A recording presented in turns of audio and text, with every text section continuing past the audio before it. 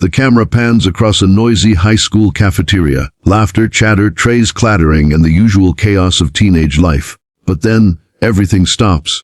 In the center of the room, a girl with dark hair tied in a loose ponytail stands still, her tray scattered on the floor. Milk runs down her face, dripping from her chin. Across from her, 3 students smirk, their laughter echoing like nails on glass. But what no one in that cafeteria knew, what no one could have imagined, was that the girl they just humiliated wasn't just some shy new transfer. She was someone who had endured far worse, and who had spent every night training for the day she'd never be helpless again. And in just seconds, those same bullies who thought they ruled the cafeteria would be on their knees, crying and begging for forgiveness on the cold tile floor. Rain poured that morning as Lila Morgan stepped off the bus, her backpack heavy and her heart heavier. It was her first day at Ridgewood High, a place she'd only heard about in whispers. She clutched her jacket closer and walked quietly through the halls, feeling hundreds of eyes judge her every step. Lila wasn't like the others. Her clothes weren't from designer stores, her sneakers were worn, and her silence made her stand out even more. Most kids saw, quiet, and assumed, weak. They couldn't have been more wrong. She just moved to town with her uncle after losing both her parents in an accident. The world had taken everything from her. Her home, her security, her childhood, but not her will to survive. At lunch, Lila sat alone at a corner table. She didn't mind. Solitude was safer. She watched other groups laughing, sharing fries, scrolling on their phones. For her, silence was comfort, until she met them. Jessica, the queen bee, Travis, her boyfriend and the school's basketball star, and Liam, the loud, arrogant sidekick who followed Travis everywhere. Jessica spotted Lila that day like a lion spots prey. "Who's that?" "The new charity case," she whispered, fake sweetness dripping from every word. Travis chuckled. "Maybe she doesn't speak English." They laughed. Lila looked away, pretending she didn't hear, but her fingers tightened around her spoon. That's how it started. The teasing, the whispers in hallways, the laughter when she walked by. They didn't know who she was. They didn't care. The next few days were the same. She ate alone. She walked alone. Until one Friday afternoon, the cafeteria became her battlefield. Lila stood in line, holding her tray when someone accidentally bumped into her. Her lunch spilled across the floor. She looked up. Travis stood smirking, holding Jessica's hand. "Oops," Jessica said with mock surprise. "Didn't see you there." Lila crouched silently, cleaning the mess with napkins. No one helped, not a single person. The whole cafeteria watched, the quiet girl humiliated again. Then Jessica grabbed her milk carton. "Here, let me help you wash that ugly face." Before Lila could react, cold milk splashed across her hair, her shirt, her skin. Laughter exploded around her. For a moment, Lila froze. Then she stood up, slowly, eyes calm, expression unreadable. "Are you done?" she asked softly. The laughter stopped for a heartbeat. Jessica blinked, unsure if she'd heard right. "What did you say?" Lila wiped her face with a napkin and said, "I said, are you done?" Jessica rolled her eyes. "Oh, look, the charity case talks." Travis grinned. She's about to cry, but Lila didn't cry.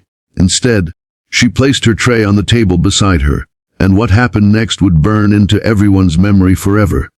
Travis stepped forward, trying to shove her shoulder again, but Lila's reflexes snapped into motion. In one blur of movement, she sidestepped, caught his wrist, twisted, and sent him sprawling backward onto the floor with a thud. The cafeteria gasped. Jessica shouted, "What the hell?" and lunged forward, but Lila blocked her arm, grabbed her elbow, and gently pushed her down onto her knees. Not hurting, but firm, controlled, like someone who knew exactly what she was doing. Liam tried to intervene next, but one precise move, a leg sweep, sent him flat on his back. Silence, pure stunned silence. The bullies, Ridgewood's untouchables, were on the floor, and Lila stood above them, breathing slow, her eyes not angry but sad. "Why?" she asked softly. "Why do you hurt people who did nothing to you?" No one answered. No one could. Teachers rushed in seconds later, shocked to see the scene. The bullies cried, stammering excuses while Lila just stood quietly, her composure unbroken. After the incident, rumors flew like wildfire. Some said she was a street fighter. Others claimed she'd been in the military. But the truth was far more heartbreaking. Lila's father had been a police officer. A kind, brave man who taught her self-defense when she was only 8. "The world can be cruel, Lila," he used to say, But you don't fight to hurt. You fight to protect. When her parents died in a car crash caused by a drunk driver, Lila spiraled. For months, she couldn't speak to anyone. Her uncle, a retired martial arts instructor, took her in and made her train every day. It wasn't about violence. It was about healing, finding strength and control, not rage. That's why, even when she fought back, she didn't strike in anger. She disarmed without damage, defended without hate. Principal Harris called her in after the cafeteria chaos. "Lila, you've become quite the talk of the school," he said with a half smile. "I watched the footage. You didn't hit anyone, you just stopped them." Lila nodded quietly. "I didn't want to hurt them." The principal sighed. "You did the right thing, but you know how this school works. People see silence as weakness. You proved them wrong."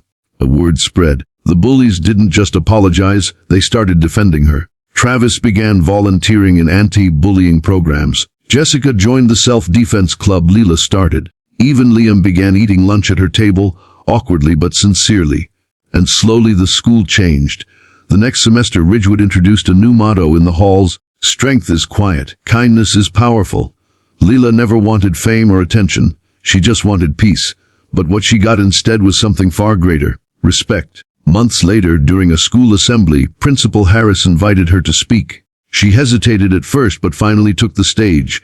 Looking out at hundreds of faces, she said softly, "I used to think silence protected me. But it only gave bullies space to grow louder. The truth is, standing up doesn't always mean fighting back with fists. It means knowing who you are, no matter who tries to break you." The audience stayed silent for a moment, then stood up applauding. Jessica and Travis were among the first to rise. From that day on, Lila wasn't the new girl. She was the girl who stood tall, and somewhere deep inside, her father would have been proud, not because she fought back, but because she showed the world that true strength has nothing to do with hurting others and everything to do with protecting your peace. Sometimes the quietest people carry the loudest lessons. Sometimes the ones the world pushes down rise higher than anyone could imagine. And sometimes, a moment of courage can change not just your story, but an entire school's. Because kindness isn't weakness, it's power, pure unshakable power.